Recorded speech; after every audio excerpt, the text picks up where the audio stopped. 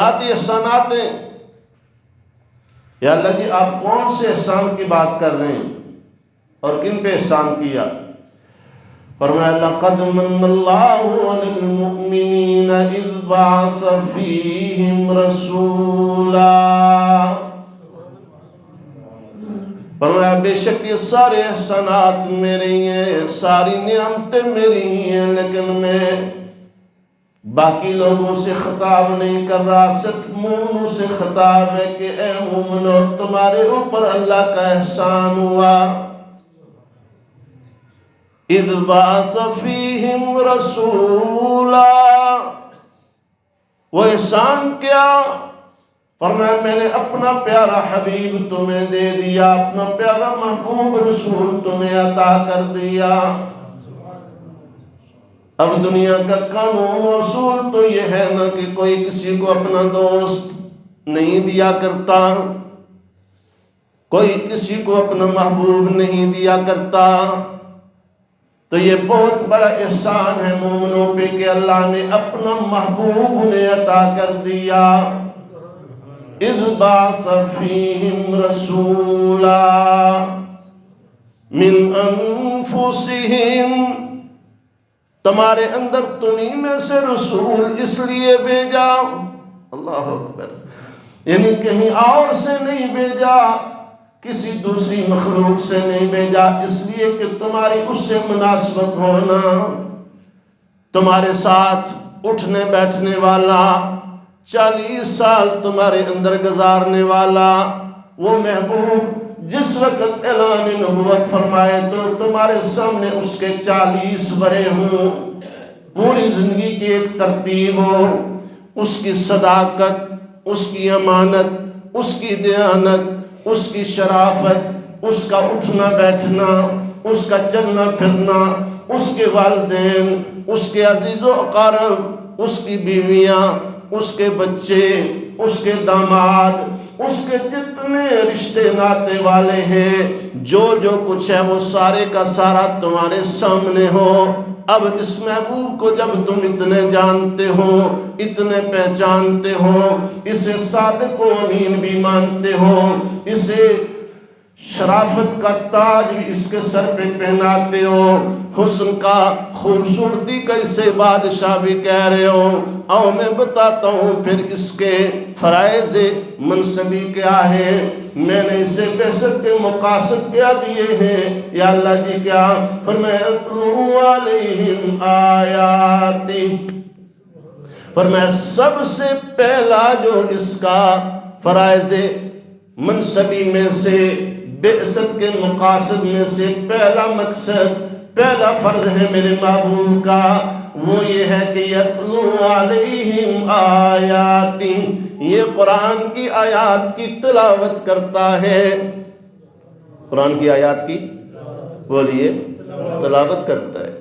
اب کتنے لوگ ہیں جو کہتے ہیں طوطے کی طرح فر فر پڑھنے کا کیا فائدہ جی، قرآن پڑھو تو سمجھ بھی آنی چاہیے، اب اس کی مخالفت کرتے ہیں۔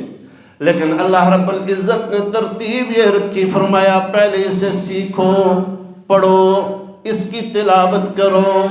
اور میرے اور آپ کے پیارے نبی صلی اللہ علیہ وسلم نے ارشاد فرمایا، میرے صحابہ جس طرح کپڑا میلا ہو جاتا ہے، جس طرح لوہے کو زنگ لگ جاتا ہے، اسی طرح انسانی دل بھی زنگالیود ہو جایا کرتے ہیں۔ یا رسول اللہ کپڑا میلا ہو جائے تو صابن سے سرف سے صاف کرتے ہیں، لوہے کو زنگ لگ جائے تو لوہار کی بٹھی میں رکھ کے اس کا علاج کرتے ہیں۔ یا رسول اللہ یہ دل تو اندر ہے نا، اب اس تک تو ہاتھ نہیں پہنچتا، نہ کوئی دنیا کا صابن، نہ کسی بٹھی میں اسے گرم کر سکتے ہیں، اب اس کا میل کچیل، اس کا زنگ کیسے اتاریں؟ میرے اور آپ کے پیارے نبی صلی اللہ علیہ وسلم فرمایا، اے علی میرے ماننے والوں کو بتا دو نا، اس دل کا زنگ دور کرنے کے لیے 2 چیزیں اختیار کریں۔ وہ 2 چیزیں اختیار کرنا میرے غلاموں کا کام ہے، دل کے زنگار کو ختم کر دینا اللہ کا کام ہے۔ کتنی چیزیں بولیے؟ 2 چیزیں۔ پہلی چیز فرمایا اپنی موت کو کثرت سے یاد کیا کریں. موت کو کیوں یہ آ کے رہے گی.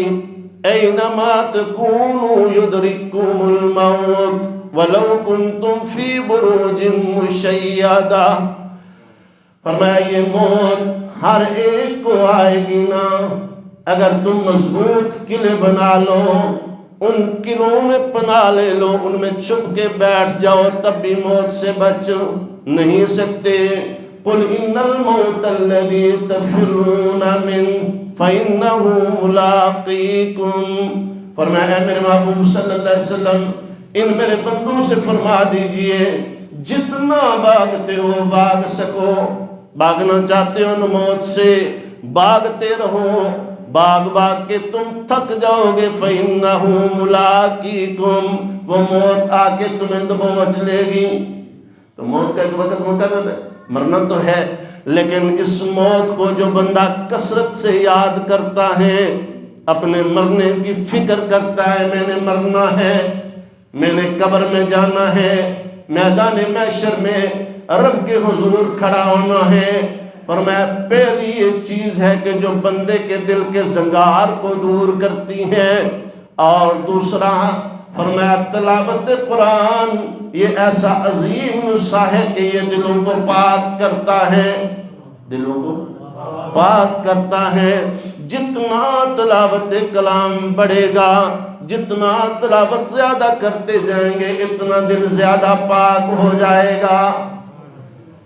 اور پھر یہ قرآن کتنی پیاری کتاب اللہ نے عطا کی کہ دنیا کی ہر کتاب پڑھنے کے لیے ان چہرے کی آنکھوں کی ضرورت ہے. قرآن پڑھنے کے لیے چہرے کی آنکھوں کی ضرورت بھی نہیں ہے. بندہ نبینا ہے، اگر اس کے دل میں ایمان ہے تو اللہ اس کو بھی قرآن کا حافظ بنا دیتا ہے.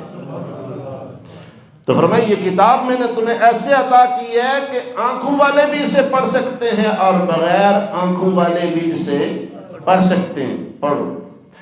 ہم نے اکثر دیکھا ہے، بس اوقات کوئی محفل ہوتی ہے کہ مسجد میں بھی دیکھتے ہیں کہ بندے نا قرآن ہاتھ میں اٹھاتے ہیں، سپارہ اٹھاتے ہیں اور بس منہ بند کر کے دیکھتے رہتے ہیں.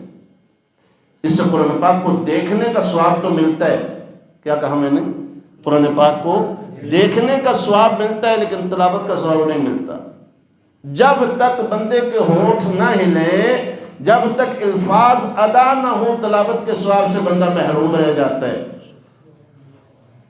اس لیے علماء نے لکھا ہے اور مشائخ فقہاء علماء نے لکھا ہے قرآن پاک کو اس آواز سے پڑھیں، کم از کم اپنے کان ان الفاظ کو سنیں. جس وقت اپنے کان ان الفاظ کو سنیں گے اس وقت بندے کے دل پہ اس قرآن پاک کے اثرات ہوں گے، اس کی نورانیت ہوگی، اس کی برکت سے، قرآن کے برکت سے بندہ فیضیاب ہوگا. لیکن صرف اخبار کی طرح اگر قرآن پاک کو سامنے رکھ کے وہ صرف نظر سے گزارے گا، ٹھیک ہے، اس کو نظر کا ثواب دیکھنے کا مل جائے گا لیکن تلاوت کے اجر سے محروم رہے گا. یہاں ایک مسئلہ اور سمجھ لیں.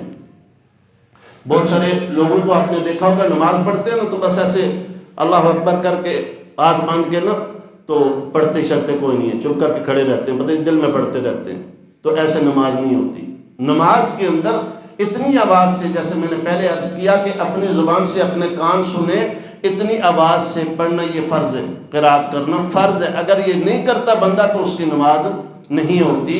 اس لیے ہمیں چاہیے کہ ہم قرآن پاک کو تھوڑی سی آواز سے پڑھیں. اگر مسجد میں پڑھ رہے ہیں تو پھر اتنی آواز سے پڑھیں سر اپنے کان میں آئے، دوسرے نمازیوں کو ڈسٹرب نہ کریں. اسی طرح گھر کے اندر اگر پڑھ رہے ہیں، کوئی سویا ہوا ہے یا کوئی کام کر رہا ہے تو اتنی اونچی آواز سے نہ پڑھیں کہ وہ جو ہے وہ ڈسٹرب ہو، لیکن اتنی آواز سے ضرور پڑھیں کہ آپ کے اپنے کانوں میں قرآن پاک کی آواز آئے. پھر جس طرح میں نے پہلے عرض کیا کہ یہ قرآن ایسی کتاب ہے، اس کا معنی مفہوم پتہ ہو پھر پڑھے تو پھر تو نور علی نور ہے. لیکن ایک بندے کو معنی مفہوم نہیں آتا، پھر بھی قرآن پاک جس وقت وہ پڑھے گا تو قرآن پاک کے اجر سے محروم نہیں رہے گا. کیوں؟ سب سے پہلا فریضہ میرے اور آپ کے پیارے نبی صلی اللہ علیہ وسلم کا اللہ نے بیان کیا یتلو علیہم آیاتی، میرے محبوب وہ ہیں جو آیات کی تلاوت کرتے ہیں۔ اور حضرت انس بن مالک رضی اللہ تعالیٰ عنہ فرماتے ہیں، ترمذی شریف کی حدیث ہے، حضور صلی اللہ علیہ وسلم نے فرمایا قرآن کی تلاوت کیا کرو، قرآن کی تلاوت کیا کرو، یہ تمہارے لیے قبر میں نور بن جائے گی، دنیا میں برکت کا ذریعہ ہوگی۔ اور پھر میں عائشہ صدیقہ رضی اللہ تعالیٰ عنہ فرماتی ہیں، یہ بھی ترمذی شریف کی حدیث ہے، سرکار دو عالم صلی اللہ علیہ وسلم ارشاد فرمایا جو بندہ قرآن پاک کا ایک حرف پڑھتا ہے، ایک حرف کا تو معنی کوئی نہیں ہوتا نا، معنی الفاظ کے ہوتے ہیں، فرمایا ایک حرف پڑھتا ہے، فرمایا اللہ اسے 10 نیکی عطا کرتے ہیں۔ اور میرے اور آپ کے پیارے نبی صلی اللہ علیہ وسلم نے پھر مثال دی، فرمایا فار ایگزامپل، فرمایا جس بندے نے پڑھا الف لام میم، اللہ پاک اس کو 30 نیکیاں عطا کرے گا۔ الف الگ حرف ہے، لام الگ حرف ہے، میم الگ حرف ہے، گویا اس بندے نے 3 حرف پڑھے تو اس کو 30 نیکیاں اللہ عطا فرمائے گا۔ اب یہ تینوں حروف مقطعات ہیں، قرآن پاک کی صورتیں شروع ہوتی ہیں بعض تو جن سے پہلے کچھ الفاظ آتے ہیں، کچھ حروف آتے ہیں، ان کو کیا کہتے ہیں؟ حروف مقطعات، جو قطع کر کے پڑھے جاتے ہیں، کاٹ کاٹ کے پڑھے جاتے ہیں۔ جس طرح یہ الف لام میم ہے، شروع میں ہم کھولتے ہیں تو الف لام میم، اس کی مثال حضور صلی اللہ علیہ وسلم نے دی، تو گویا اس کا معنی مفہوم دنیا کے کسی بندے کو نہیں پتا، اس کا معنی اللہ پاک جانتے ہیں۔ تو جو بندہ یہ الفاظ پڑھتا ہے اس کو بھی ثواب ملتا ہے، اسی طرح باقی قرآن پاک جتنا بھی بندہ پڑھتا جاتا ہے ثواب اس کو ملتا جاتا ہے۔ ہاں اس سے آگے جس وقت پڑھنے کی کوشش کرے گا اس کے دل میں شوق پیدا ہوگا، طلب پیدا ہوگی، پھر بندہ ترجمہ پڑھے گا۔ اور جس وقت پڑھنا شروع کرتا ہے، حضور صلی اللہ علیہ وسلم نے دونوں ترتیبیں بیان کی۔ حضرت معاذ بن جبل رضی اللہ تعالیٰ عنہ فرماتے ہیں، سرکار دو عالم صلی اللہ علیہ وسلم نے ارشاد فرمایا جو بندہ قرآن پاک کی ایک آیت سیکھتا ہے، ایک آیت، فرمایا اللہ رب العزت اسے 100 رکعت نماز نفل پڑھنے سے زیادہ اجر عطا فرماتا ہے۔ سبحان اللہ۔ اب ایک آیت آ کے مسجد میں سیکھی، مکتب میں سیکھی، کہیں بھی کسی بندے سے ایک آیت سیکھی، فرمایا صرف ایک آیت سیکھنے پہ 100 رکعت نماز نفل پڑھنے سے زیادہ اللہ اسے ثواب عطا فرماتا ہے۔ اب خود سوچئے کہ ہم پورا دن لگے رہیں تو 100 رکعت نفل ہم سے نہیں پڑھے جاتے، کیوں؟ مصروفیات ایسی ہیں، ہر بندہ مصروف ہے، مشغول ہے، اب بڑا مشکل ہوتا ہے کہ اتنی زیادہ نوافل پڑھنا۔ لیکن جس بندے نے صبح آ کے قرآن پاک کی ایک آیت سیکھ لی ہے، شام کو سیکھ لی، میرے اور آپ کے پیارے نبی صلی اللہ علیہ وسلم اسے یہ بشارت دی ہے کہ اللہ اسے 100 رکعت نماز نفل پڑھنے سے زیادہ ثواب عطا فرمائے گا۔ اور پھر آگے حضور صلی اللہ علیہ وسلم فرمایا جس بندے نے اس آیت کا ترجمہ سیکھا، اس کے اندر مضمون کیا بیان ہوا، اس مضمون کو سیکھا، ان احکامات کو سیکھا جو اللہ نے اس میں بیان کیے، فرمایا جس وقت ان کو سیکھتا ہے اللہ اس کو انعام یہ دیتا ہے کہ 1000 رکعت نفل پڑھنے سے زیادہ اجر عطا فرماتا ہے۔ تو درجہ بدرجہ حضور صلی اللہ علیہ وسلم نے دونوں طریقے بیان کر دیے، قرآن کی عربی بھی پڑھنی ہے اور اس کو سمجھنا بھی ہے۔ جس وقت عربی پڑھو گے اجر ملے گا، سمجھ کے عمل کرو گے تمہیں نجات ملے گی۔ علامہ اقبال رحمۃ اللہ علیہ عالم نہیں تھے، کوئی پیر نہیں تھے، مولوی نہیں تھے، لیکن اللہ رب العزت نے ان کے دل میں عشق مصطفیٰ بڑا رکھ دیا تھا، بڑی چنگاری تھی عشق مصطفیٰ کی، انہوں نے امت کی بڑی رہنمائی کی ہے، لیکن اس کے پیچھے ان کی ماں اور باپ کا کردار تھا۔ کہتے ہیں نوجوان تھا تو ایک دن گھر میں نا سحری کھانے کے بعد رمضان میں قرآن پڑھ رہا تھا، فر پڑھ رہا تھا جیسے ہم پڑھتے ہیں، فر پڑھ رہا تھا، تو میرے والد صاحب پاس سے گزرے، حاجی نور محمد صاحب کہنے لگے بیٹا کیا کر رہے ہو؟ ابا جی قرآن پڑھ رہا ہوں۔ فرمایا نہیں پڑھ رہے، تم قرآن پڑھنے رہے؟ اچھا ابا جی کیسے پڑھو؟ فرمایا بیٹا ایک آیت کو پڑھو، پھر اس کا ترجمہ پڑھو، پھر اس پہ غور و فکر کرو، اللہ رب العزت نے کس چیز کا حکم دیا، کس چیز سے منع کیا۔ علامہ اقبال رحمۃ اللہ علیہ فرماتے ہیں جس وقت میں نے اس طرح ایک آیت کو پڑھا نا میرا ایمان تازہ ہو گیا، میرے دل کے اندر ایمان نے انگڑائی لی، ارے یہ اللہ کی کتاب ہے اور اس کو ایسے بھی پڑھ سکتے ہیں. فرمایا میں پورے دن میں ایک صفحے سے زیادہ پھر تلاوت نہیں کر سکا. کیوں؟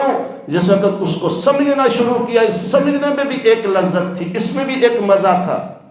حضرت عثمان ابن عفان رضی اللہ تعالیٰ عنہ قرآن پاک کے ساتھ خاص عشق رکھتے تھے، خاص محبت تھی، لگن تھا. اور فرماتے ہیں میں ایسے دن کو بندے کی غفلت زدہ دن کہتا ہوں کہ جس میں وہ قرآن کھول کے نہ دیکھے. وہ بھی کوئی انسان ہے، وہ بھی کوئی مسلمان ہے کہ جس کے اوپر پورا دن گزر جائے اور قرآن اس کی آنکھوں کے سامنے نہ آئے، اس کی آنکھیں قرآن کی زیارت نہ کر سکیں. کسی نے کہا ہے عثمان پھر آپ ہی بتا دیں جس وقت ہم قرآن کھولا کریں، پڑھا کریں، کس نیت سے پڑھا کریں، کس ارادے سے پڑھا کریں. حضرت عثمان ابن عفان رضی اللہ تعالیٰ عنہ نے بڑی خوبصورت بات کی، بڑی خوبصورت. فرمایا جس وقت قرآن کھول کے بیٹھا کرو نا، اس وقت یہ نیت کیا کرو کہ میں اپنے رب سے باتیں کر رہا ہوں، اپنے رب سے باتیں. کیوں؟ یہ اللہ کی باتیں ہیں جو اللہ نے اپنے محبوب کے ذریعے سے اپنے بندوں سے کی ہیں. اور جس وقت بندہ اس نیت سے قرآن کھولتا ہے، یقین مانیے پھر اس کی کیفیت ہی تبدیل ہو جاتی ہے. یہ آج کا بیان اس لیے میں نے کیا کہ رمضان المبارک کا ماہ مقدس آ رہا ہے. آئیے ہم سارے ارادہ کرتے ہیں. دیکھیں 50 سال 60 سال 70 سال ہمارے گزر گئے، ہم نے قرآن سے بے رخی کی، ہم نے قرآن پاک کو پڑھنا چھوڑ دیا. میں بچپن میں دیکھتا تھا ہمارے گھر سارے بچوں کو اس وقت ناشتہ ملتا تھا جب وہ قرآن کی تلاوت کر لیتے تھے. لیکن آج اللہ معافی دے زندگی اتنی تیز ہو گئی ہے کہ صبح بچے اٹھتے ہیں تو اسکول کی تیاری کرتے ہیں. اسکول بھی پڑھنا چاہیے، یہ فنون بھی سیکھنا چاہیے، یہ علم بھی سیکھنا چاہیے. لیکن مسلمان کی شان یہ تھی کہ مسلمان صبح جاگتا تو نماز پڑھ کے سب سے پہلے قرآن کے اوپر اس کی نظر پڑتی. اور میرے اور آپ کے پیارے نبی صلی اللہ علیہ وسلم فرمایا، حضرت ابو درداء رضی اللہ تعالیٰ عنہ کہتے ہیں، اور یہی حدیث حضرت اسید ابن حضیر بھی روایت کرتے ہیں، فرمایا میرے اور آپ کے پیارے نبی صلی اللہ علیہ وسلم نے وہ گھر جس میں صبح یا شام قرآن کی تلاوت ہوتی ہے، قرآن کھولا جاتا ہے، قرآن پڑھا جاتا ہے، فرمایا وہ گھر اللہ رب العزت نے اس طرح رکھا ہوا ہے جیسے زمین پہ بیٹھ کے رات کو آسمان کے ستارے روشن نظر آتے ہیں، دن کو سورج روشن نظر آتا ہے. فرمایا اسی طرح آسمان والوں کو اس روئے زمین پہ وہ گھر روشن نظر آتا ہے جس میں قرآن کھلتا ہے، اس کی تلاوت ہوتی ہے. اور پھر سب سے بڑی بات یہ ہے کہ جو لوگ قرآن گھر میں پڑھتے ہیں ان کے گھر سے جنات، جادو، شیاطین، یہ ساری خرافات بھاگ جاتی ہیں. جہاں اللہ کی کتاب کھلتی ہے وہاں اللہ کی اتنی رحمتیں آتی ہیں. تو آئیے ہم قرآن روزانہ کی بنیاد پہ پڑھتے ہیں، اور اپنے اوپر جس طرح باقی کام ہم نے لازم کر دیے ہیں، اپنے اوپر یہ بھی ہم لازم کریں کہ ہم نے روزانہ قرآن پاک پڑھنے. کوئی ضروری نہیں ہے سپارہ پڑھیں، تھوڑا تھوڑا شروع کر دیں، ایک صفحہ پڑھیں، دو صفحے پڑھیں، ایک صفحہ عربی پڑھی پھر ترجمہ پڑھا، دیکھا میرے رب نے میرے ساتھ کیا اس میں بات کی ہے، اللہ پاک مجھے کیا کرنے کا حکم دیتے ہیں، کس سے منع کرتے ہیں. اب پڑھنا شروع کیجئے، دیکھیے آپ کا ایمان کتنا تازہ ہوگا. اور اس پڑھتے ہوئے نیت آپ نے کی ہے پڑھنے کی، پورا قرآن پڑھوں گا.